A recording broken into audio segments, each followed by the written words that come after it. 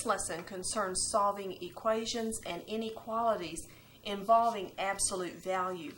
Now, I'm sure that you have had some experience with absolute value in the past, and I know that you've solved equations and inequalities, but perhaps you've never put the two of these together.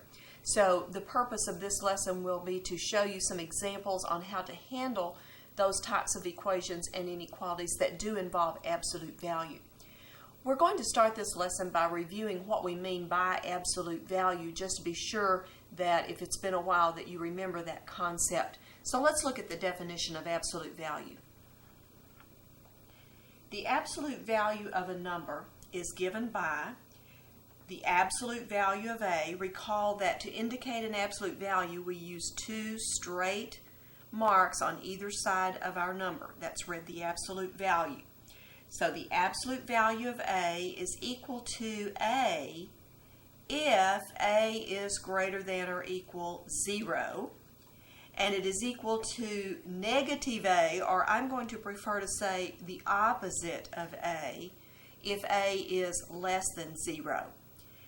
The absolute value of a number represents its distance from the origin on the real number line. Now, I want to talk a little bit first of all about this concept of distance from the origin, and then I'm going to go back to this definition and talk about how we're going to use that. Most of you are familiar enough with absolute value to know that if I ask you what is the absolute value of 7, you're going to tell me it's 7. And if I ask for the absolute value of negative 7, you're also going to tell me that that is 7. In other words, most people know that when you take the absolute value of a number, your answer is positive, but you may not really understand why that is so. If you think about this second part of our definition, the absolute value of a number represents its distance from the origin on the real number line. When we talk about distance, distance is always considered to be a positive quantity. And so if you think about your number line, if you locate the origin of 0 and you count over 1, 2, 3, 4, 5, 6, 7, there's the number 7. 7 is 7 units away from 0, and so consequently the absolute value of 7 is 7. On the other hand, if we go the opposite direction from 0, negative 1, negative 2, negative 3, negative 4, negative 5, negative 6, and negative 7.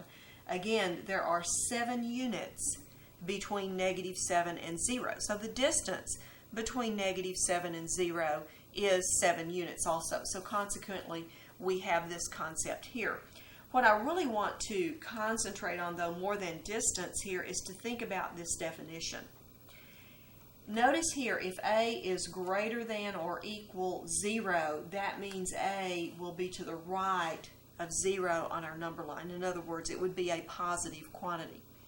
So basically this is saying if this quantity inside here is positive or equal to 0, then we can just drop off the absolute value signs because it will be the same as the number without the absolute value signs, like this example. Notice, however, this is saying if A is less than 0, that means A is over here to the left of 0 on the number line. That would make a negative quantity, like this one. Notice, if I follow this definition, if the quantity inside here is negative, then to find the absolute value, I do the opposite of what's inside that absolute value. So if I take the opposite of what's in here, what is the opposite of negative 7 or minus a negative 7? That's a positive 7, isn't it? Which is our correct solution. Usually with numbers, you don't really have to think about this definition, but when we get into algebraic expressions, it's going to be very important to understand that to rewrite an expression that has an absolute value sign around it, we're going to need to know, is that expression positive or equal to 0? If it is, we can simply drop off those absolute value signs and leave the expression unchanged. However, if that expression is negative, then we need to place a negative sign or an opposite symbol, if you will, in front of that quantity in order to find its absolute value and leave off those absolute value symbols, much like what we're doing here. You'll see as we look at these algebraic expressions that we're going to use this idea in rewriting those. Now I have a couple of problems here just simply to calculate some absolute values. This is saying to find the absolute value of 5 subtract 12. Of course, usually if there's an operation inside the absolute value sign, then we will perform that operation before we find the absolute value. So since I know how to subtract 12 from 5, then I'm going to do that first. Of course, 5 subtract 12 gives me negative 7, doesn't it? And we've already been discussing this negative 7. The absolute value of negative 7 is 7. So we simplified, got our quantity, then we did the absolute value, didn't we? Now, if you look at this second problem, it's a little bit more complicated. My expression inside my absolute value says x subtract 3. I cannot simplify x subtract 3 like I did 5 subtract 12, can I? Because I don't know the value of x. So it's going to be very important that I look at this piece of information right here. Notice it says we want to find the absolute value of x minus 3 if we know that x is less than 3. Look at this quantity of x subtract 3. What if this number right here is smaller than 3? Like for instance, if it's 2 or 1 or 0 or negative 1 or even something like 2.5. What's going to happen with these values? Do you see that any number smaller than 3, if we subtract 3, we get a negative solution, don't we? So if x is less than 3, then x minus 3 is negative. That means that x minus 3 is less than 0. It's negative. Now let's look again at our little definition. I'm going to slide it up here. If the quantity inside our absolute value is less than 0, if it's negative, then we have to put a negative or an opposite sign in front of it to remove the absolute value. Now you have to be careful with these algebraic expressions. To remove this absolute value, since my quantity is negative, I'm going to put down the opposite of. I'll need to use a parenthesis here because I'm taking the opposite of that whole quantity, not just the x. Now we know with a parenthesis that we can treat this as if it said negative 1 times the x minus 3, and we can distribute that negative 1 and rewrite our expression as negative x plus 3. So if x is less than 3, because this is negative, to drop off my absolute value signs, I need to take the opposite of that quantity, and then I can distribute that negative, and this is my solution. Another example where we're going to calculate the absolute value.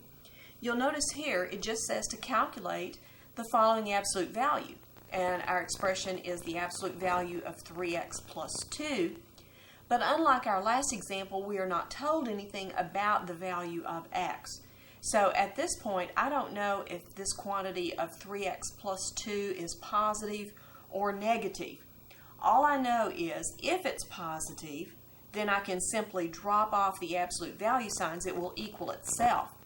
But if it is a negative quantity, then to leave off the absolute value signs, I need to put an opposite or a negative sign in front of it. So here's what we're going to do. We're going to say that the absolute value of 3x plus 2 is equal to 3x plus 2 if 3x plus 2 is greater than or equal 0. In other words, if it's positive or equal to 0, then we just leave off the absolute value signs. However, if 3x plus 2 is less than 0, I need to put an opposite symbol or a negative sign in front of that 3x plus 2 like we did in that last example. So I have two cases here depending on whether my quantity is positive or negative. Now what we're going to do is a little bit of simplifying to rewrite this expression. So I'm going to come on down here and say, okay, the absolute value of 3x plus 2 is equal to, again, 3x plus 2 if, but I'm going to rewrite this expression. If 3x plus 2 is greater than or equal 0, then 3x is greater than or equal negative 2. How did I do that? Well, all I did is subtract 2 from both sides of this inequality. Do you see where I'm going? I'm going to solve for x. Now, if I divide by 3, x will be greater than or equal negative 2/3. So I'm going to change that expression down here to say that. If x is greater than or equal negative 2/3, then the absolute value of 3x plus 2 is simply itself, 3x plus 2. Now, on this second part, I'm going to distribute my negative and write this as minus 3x minus 2, and that will be true if what? Well, if I take this and do like I did here, it will be the same thing except it will say x is less than negative 2/3. You can see from this example that we have to take into consideration whether our quantity is positive or negative. And sometimes in order to leave off that absolute value, we may have to write a more complicated looking expression that has two parts. Now I want us to look at some simple properties of absolute value that perhaps you have seen before, and we're going to do a few problems with those, and then we'll look at some other properties that are going to lead us on into solving equations or inequalities.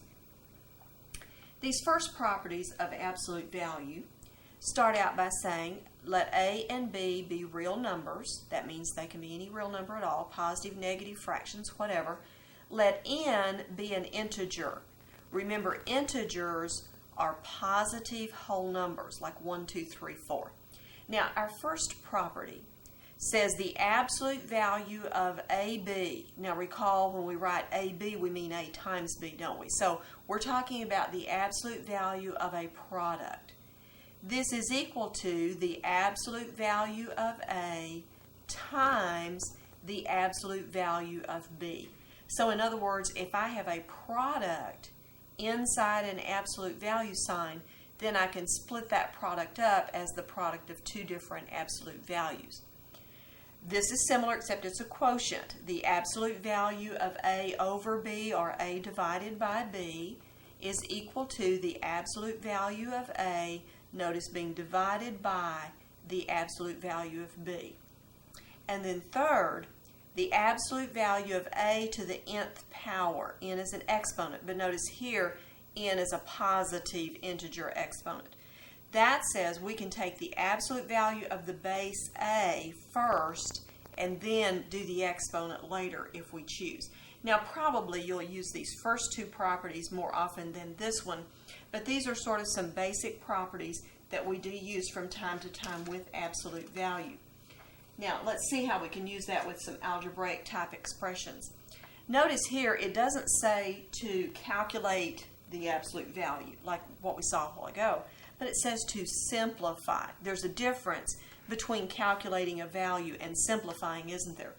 What we want to do is apply these properties that we just looked at to simplify these absolute values. Now, on this first expression, I'm going to leave my absolute value there, but I want you to notice this expression of 5x minus 20.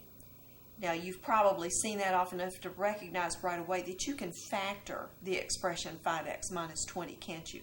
So inside my absolute value, I'm going to factor out my 5 and write 5x minus 20 in the form of 5 times x minus 4. Now what I've done, of course, is I have written this as an absolute value of a product. And using that first property we looked at a while ago, then I can write this then as the absolute value of my first factor, 5, times the absolute value of my second factor, x minus 4. And then we can do one other step because we know what the absolute value of 5 is. The absolute value of 5 is 5 So I can drop the absolute value on that factor, but I'm going to leave the absolute value sign on that second factor. Now, of course, we could rewrite this much like we did the last example, but we don't want to do that because it just said simplify. And this, in terms of simplification, is all that we want to do here. On our second problem, you'll notice we have a quotient. Our second property said we could split that apart as the absolute value of the numerator over the absolute value of the denominator. So I'll do that first. Now, since x is a variable and I don't know what its value is, I'm going to leave that as the absolute value of x. But because of the numerical value in the denominator, I know the absolute value of 3 is 3. So I'm going to rewrite that expression as the absolute value of x over 3. And that will be considered in simplified form. Now, in this third example, I'm going to do it similar to the way we did the first one. I recognize that I can factor this expression of negative 3x minus 15. What I'm going to do is factor out negative 3. If I factor out negative 3, notice I get x plus 5, don't I? Now again, since I have two factors here, I'm going to split this up. The absolute value of negative 3 times the absolute value of x plus 5. And then we know this absolute value here, don't we? The absolute value of negative 3 is positive 3. So I'm going to write a positive 3 times the absolute value of x plus 5. Now at this point we've just been doing a little bit of practice with just using the absolute value symbols themselves and thinking about what absolute value means. What we want to move to now is going on into the equations and inequalities. And I'm starting with some very simple equations and inequalities just for us to get an idea of how we're going to solve these problems. Let's look at this first equation. This says the absolute value of x is equal to. Now you can probably know what x would be without doing much in terms of solving an equation or whatever. What number do we know has an absolute value of 2? Well, 2 does, of course, doesn't it? So one possible solution here is to say that x is 2, because that would certainly make this equation true. But is that the only possible solution for x? It's not, is it? What if x is negative 2? What do we know about the absolute value of negative 2? It's also 2. So whether x is positive 2 or negative 2, we will get 2 as its absolute value. So I have two solutions here. Now, on this second problem, I have an inequality. It doesn't say that the absolute value of x is equal to, but rather that it is less than 2. Now, I want to look at this, first of all, from the idea of distance that we looked at a while ago in terms of an absolute value. This is saying the distance of this number from the origin, or from 0 on the real number line, is less than 2 units. Now let me just draw a number line here and put 0, or the origin, on there.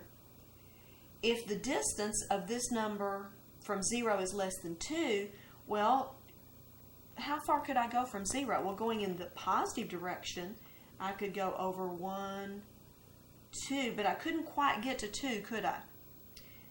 So I'd have to stop at 2. But any number between 0 and 2 certainly is less than 2 units away from 0, isn't it? But notice also I can go to the left of 0 and stay within that boundary. If I go this direction, how far can I go and be less than 2 units away? I can go all the way down to, but not quite including what? Negative 2. So on my number line, I can see that these numbers between negative 2 and positive 2 all have an absolute value less than 2 because they are less than 2 units away from 0 on our number line. Now, how can I write these numbers in a different format, perhaps using an inequality, for example? My solutions for x are all of these numbers between negative 2 and positive 2. You've seen compound inequalities before that express that. Notice what I'm writing here. Negative 2 is less than x is less than 2. I like to read this as saying x is between negative 2 and 2. You'll notice going this way, x is smaller than 2. Going this way, x is larger than negative 2. So it's in between there. Okay? Now on my third problem, it says the absolute value of x is greater than 2. It's more than 2. So in other words, these numbers are more than 2 units away from 0 on the number line. So again, let's draw us a number line and think about that. Here's 0. 1, 2. Here's 2. Negative 1, negative 2. Here's negative 2. I want numbers who are farther away from the origin than 2 units. So that would be all these numbers out here, wouldn't it be? From 2 on forever. Those numbers are more than 2 units away from 0. And then what? Over here. These numbers to the left of negative 2 are also more than 2 units away from 0, aren't they? So again, we can see from the number line where our solutions would be. Now, with the type of solution like this, we cannot use a single inequality like we did like this. But we have to write 2 of them. We have to say that x is either less than negative 2, that picks up these answers, or x is greater than positive 2, which picks up these answers right here. Now, these 3 simple examples using the number 2 here should give you an idea of why we have the properties that we're going to look at next. Let C be a positive real number. I want to emphasize C is positive. If the absolute value of x is equal to C, this positive number, that's equivalent to saying that x is either positive C or negative C. Now this property is just like our first example here. The absolute value of x is equal to this positive number 2, and what did we say? X is either 2 or it's negative 2. Now I can write this in this compact form like this, saying x is either positive or negative 2. Okay? Now, while we're here, let me just mention what if that C is not positive. Let me write an equation here. What if this said the absolute value of x is equal to negative 3? Can that happen? Well, certainly it cannot, can it? Because we've said distance is always a positive quantity, and this is saying the distance of these numbers, what, from the origin is negative? That can't happen. That's the reason we're saying here C is a positive real number. This cannot occur. Now, this second property says if the absolute value of x is less than C, this is equivalent to saying x is between negative C and positive C. That's like our second example. The absolute value of x less than 2, we're within 2 units of 0 on the number line, so our numbers are between negative 2 and 2. And then, of course, this third one, the absolute value of x is greater than C, is equivalent to saying x is larger than C, or it's smaller than negative C. And again, that mimics our third problem that we did a moment ago. The absolute value of x is larger than 2. We're more than 2 units away from 0. So we are either larger than that positive number over here to the right, or we are less than the negative number over here to the left. Now I'm going to encourage you to spend a little bit of time thinking about these properties right here and being sure that you know which property is which. This is really the key to solving problems involving absolute value, whether it be an equation or it being an inequality. You've got to understand when you do each of these things. So I encourage you, write these down, spend some time with them until you really have a good feel for what you're doing here. Having looked at these properties, I want us to go to some additional problems, and I'm starting out with something really simple like we did before, and then we're going to go to a more complicated form, but they're very similar, just so we can sort of transfer our knowledge. Look at this first problem. The absolute value of x is equal to 8. So if it's equal to 8, we know this number is either what? Positive 8 or negative 8. Now, you can write that in the compact form, x equals plus or minus 8. Or if you prefer, you can write x equals 8 or x equals negative 8. Okay? Now, let's look at this problem. It's sort of like this one in that we have an absolute value equal to 8. The difference is what's inside our absolute value is more complicated down here, isn't it? Don't let that throw you off of your basic 3 properties. What I want you to think about is not how complicated this is, but that I have an absolute value of something that's equal to 8. So I know that whatever is in here has to either be 8 or negative 8, don't I?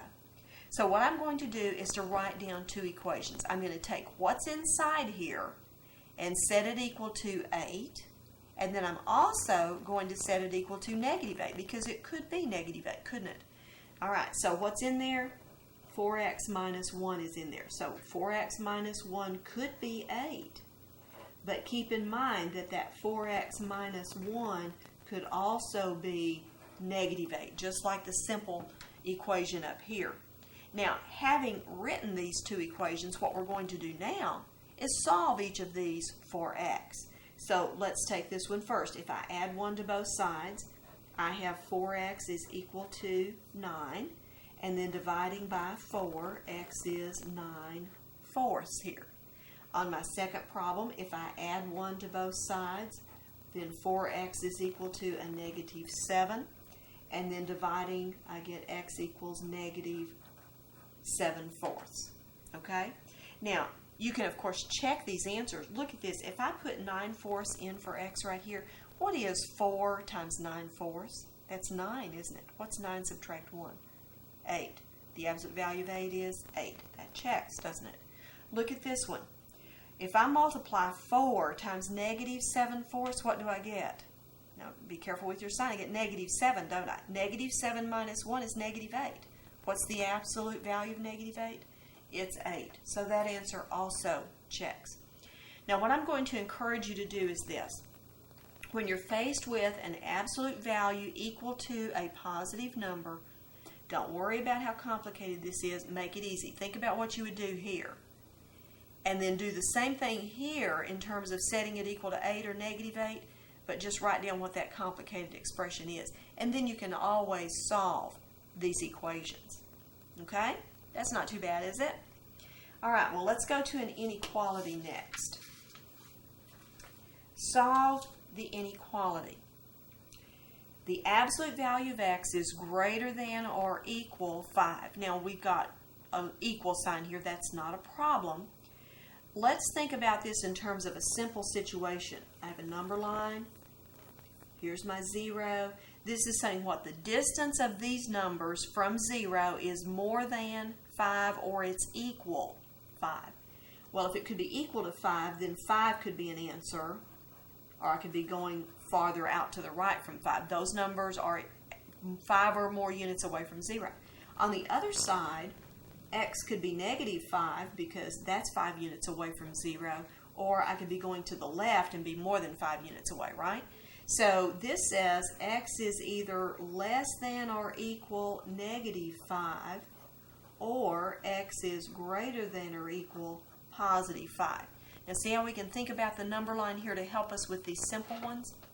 Now again, we're going to go to a more complicated expression, but very similar.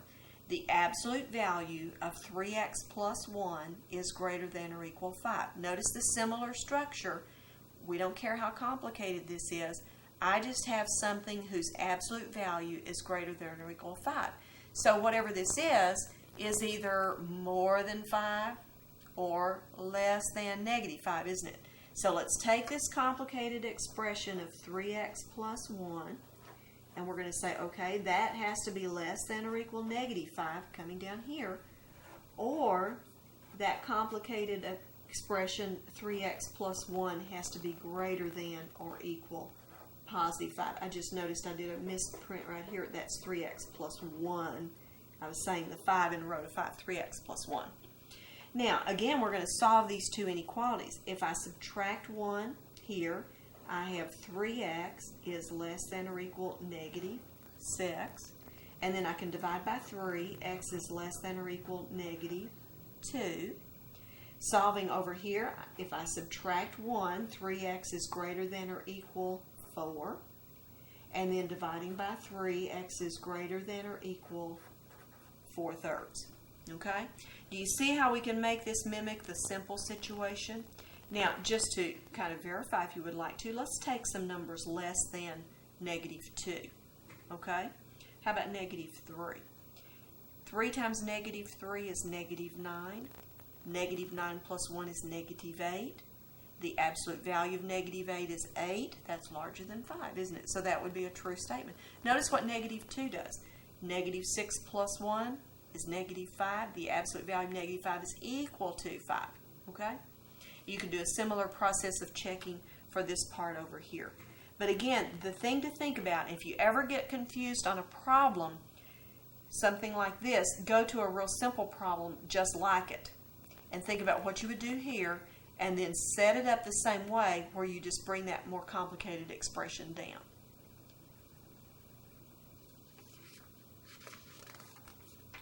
Okay, solve the inequality. The absolute value of x is less than 7. Think about your number line. Here's 0.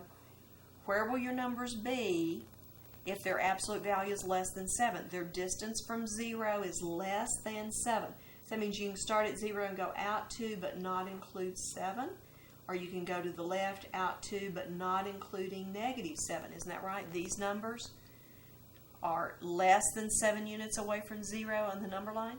Okay, with an inequality then we would say negative 7 is less than x is less than 7. Okay, now just like we did on those other problems, here's a more complicated form. I have an absolute value less than 7. Just like here I had an absolute value less than 7. So whatever's in here has to be between negative 7 and positive 7. So I'm going to write this 2x minus 3 and put it between negative 7 and positive 7. Now this is a compound inequality. So when we solve a compound inequality, recall we want to get x by itself in the middle part, but we have to do the same thing to all three parts. So to solve for x, the first thing I do is add 3. I'm going to be adding 3, notice, to all three parts of my inequality here. Negative 7 plus 3 is a negative 4. I'll get 2x in the middle. 7 plus 3 is 10. And then to solve for x, I need to do what? Divide by 2. That's a positive quantity that I'm dividing by, so I don't need to change directions here. I'm just dividing by a positive 2. So I have negative 2 is less than x is less than 5. And again, if you want to take a few of these numbers, 0 is between negative 2 and 5. If x is 0, I have the absolute value of negative 3 is 3. That's less than 7, isn't it? What about negative 1? Negative 2 minus 3 is negative 5. Is the absolute value of negative 5 less than 7? Yes, it is. So again, you can sort of check yourself to be sure. But what I'm hoping that you'll do in terms of thinking of these properties is think about the simple situation and then just take the more complicated situation and make it fit that same property. I've got another example that I want to do for you that looks a little bit more complicated. We have a fraction form here. 9 divided by the absolute value of 2x minus 1 is less than or equal 3. Okay?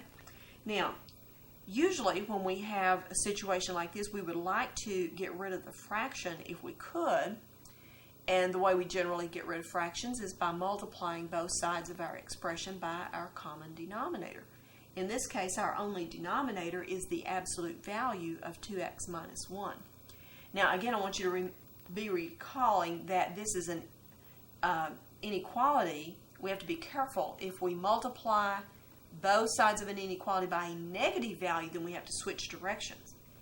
But because this 2x minus 1 has an absolute value sign on it, I know it is positive, don't I? An absolute value always gives me a positive solution. So what I'm going to do is multiply both sides by the absolute value of 2x minus 1.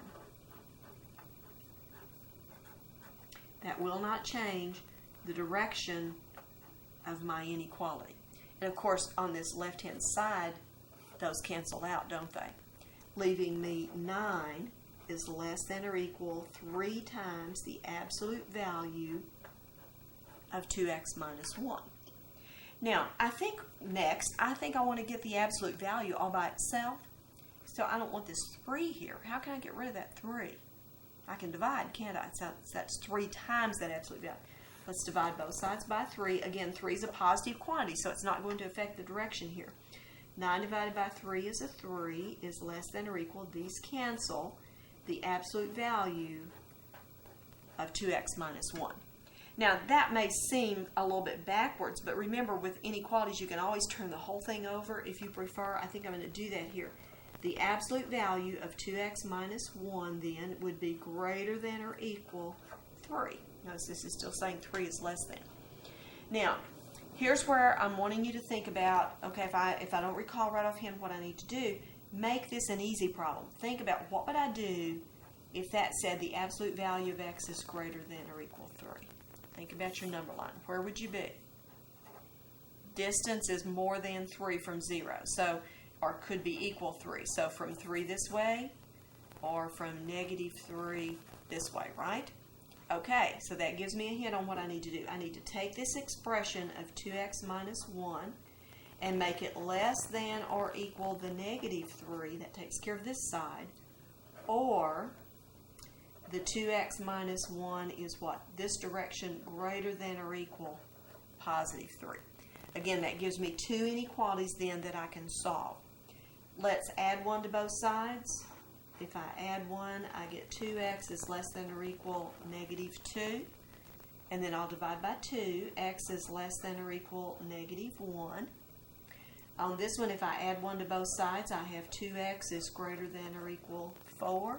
And then dividing by 2, x is greater than or equal 2. Now, I've been leaving these solutions as inequalities, but you could certainly graph those solution sets if you want to. I think I'll do that with this example in case your instructor wants you to graph your answer. So for my final solution here, here's my number line with 0. Negative 1 is right here. X is less than or equal negative 1. That would be from here to the left. Or 1, 2, x is greater than or equal positive 2. And so this gives a graphical picture of my solution.